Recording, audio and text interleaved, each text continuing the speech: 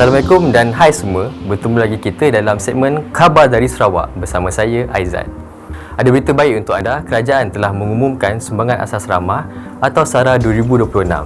Bantuan ini diberikan tanpa tunai dan dikreditkan terus ke MyKad. Tiada permohonan diperlukan jika layak. Bantuan ini akan diterima secara automatik. Penerima sumbangan tunai ramah 2026 bagi isi rumah dan warga emas tanpa pasangan, kategori miskin tegar dan miskin kasih, anda layak menerima bantuan SARA sehingga RM200 sebulan dari Januari hingga Disember 2026.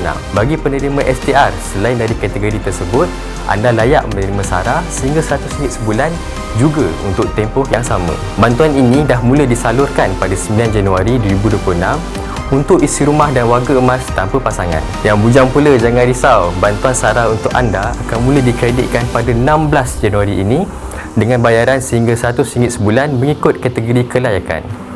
Keseluruhannya, 8.1 juta rakyat Malaysia layak terima SARA bulanan 2026. Nak semak kelayakan, layari laman rasmi sara.gov.my. Selain itu, STR Fasa 1 mula disalurkan pada 20 Januari 2026. Penerima akan menerima sebanyak RM100 hingga RM500 mengikut kategori kelayakan masing-masing. Untuk semakan STR Fasa 1 pula, sila layari bantuantunai.hasil.gov.my dan jangan lupa kongsikan info ini dengan keluarga dan rakan-rakan semua.